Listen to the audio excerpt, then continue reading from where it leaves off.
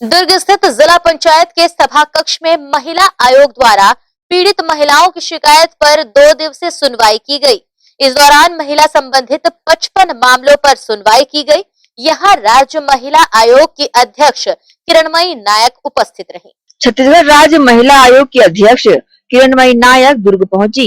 यहाँ महिला आयोग को प्राप्त प्रकरणों की सुनवाई होने की उन्होंने बताया कि महिला आयोग में महिला उत्पीड़न, कार्यस्थल पर लैंगिक उत्पीड़न, घरेलू हिंसा, दहेज प्रताड़ना, शारीरिक उत्पीड़न, टोनही प्रताड़ना जैसे अनेक मामलों की सुनवाई यहाँ पर की गई है। उन्होंने ये भी बताया कि महिलाओं से संबंधित मामलों में अगर कहीं न्याय की गुंजाइश नहीं होती तो वहाँ महिला आयोग महिलाओं को न्याय दिलाने की दिशा में गंभीरता से कार्य करता है। दुर्ग जिले की महिलाओं से संबंधित लगभग 55 मामले की सुनवाई यहाँ की गई।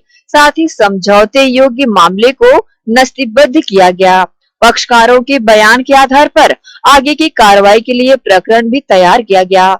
हमने लगभग 55 या 57 मामले हमारे हैं, जिसमें कुछ नए मामले यहाँ भी दर्ज हुए हैं और कल हमारे 22 मामलों का निराकरण हुआ है और आज भी हमारे मामले का निराकरण हुआ है और आगे भी अभी चलेगी प्रक्रिया। जिन मामलों में दोनों पक्षकार उपस्थित थे वो सारे मामलों का निराकरण हो। यहाँ पर कई तरह के मामले आए, जैसे अभी एक कांकेर का मामला छपा था कि वो महिला को कोठे में रख दिया गया था न्यूड स्थिति में, वहीं उसने बच्चे को जन्म दिया, उसको भी मैंने स्वतः संज्ञान में लिया। एक लेडी ने तो सुसाइड अटेम्प्ट करने की चिट्ठी मेरे नाम से बनाई थी, महिला आयोग के अध्यक्ष के नाम से, तो उसको ट्रेस करवाया, उसकी जान बची। उसके बाद उसको यहाँ आयोग में बुलवाया। उसमें उसके पुलिस कांस्टेबल पति और पुलिस कांस्टेबल देवर के द्वारा उसके बच्चे को जो छीना गया था और एक महिला थी, तीनों को आयोग में उपस्थित कराया गया और उस मामले में दोनों पुलिस कांस्टेबल और उस महिला के खिलाफ धारा 306 का अपराध दर्ज करने का निर्देश दिया गया। एक अपर कलेक्टर कोरिया के द्वारा अपनी पत्नी को प्रताड़ित किया गया था, दोनों बच्चों को छीन कर रखा गया था। उस मामले में अपर कलेक्टर ने सुनवाई में इनकार किया, महिला आयोग की अधिकारिता को मानने से इनकार किया, बदतमीजी किया। उसके खिलाफ विभागीय अनुशंसा की गई है। तो हमने अपने कार्यकाल में कभी भी किसी महिला के प्रताड़ना के मामले को हल्के में नहीं लिया। सुनवाई के दौरान एक और मामला सामने आया, जहां बीएसपी से सेवानिवृत्त एक बुजुर्ग ने अपने अर्जित पैसे से वृंदानगर भिलाई में 25 लाख रुपए में मकान खरीदा था।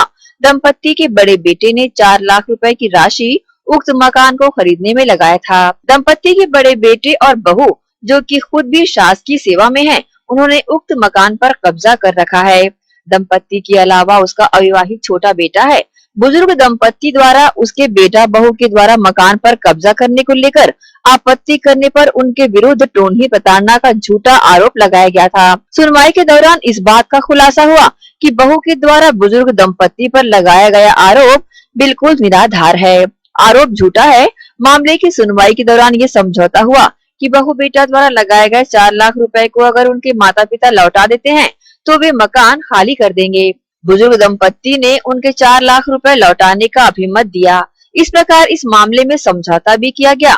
मामले की सुनवाई के दौरान किरणमयी नायक ने बहू बेटे को कड़ी फटकार लगाते हुए कहा कि माता पिता ने पूरी जिंदगी समर्पित भाव से पढ़ाया लिखाया और बड़ा किया। आज उसे ही ये दिन देखना पड़ रहा है कि उन्हें अपने ही घर से बेदखल होना पड़ रहा है। ये समाज के लिए अशोभनीय विषय है।